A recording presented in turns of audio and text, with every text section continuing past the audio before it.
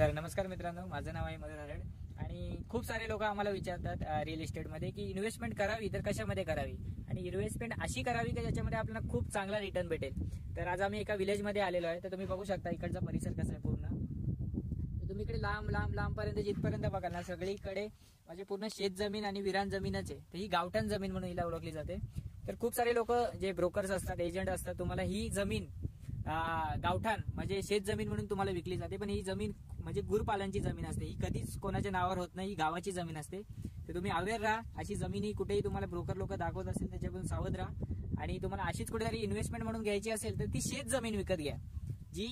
जो डांबरी रस्ता असतो त्याच्यापासून थोडी आतमध्ये असेल, थोडी लांब असेल, ती जमीन तुम्ही विकत घ्या। ही जी पूर्ण तुम्ही जमीन बघताय ही पूर्ण जमीन गुरचऱ्यांची जमीन आहे। त्याच्यामध्ये ही शेत जमीन नाहीये, याच्यामध्ये फक्त गुर पाळण्यासाठी, त्यांना चरण्यासाठी जागा आहे। हे तुम्ही अवेअर राहा प्लीज।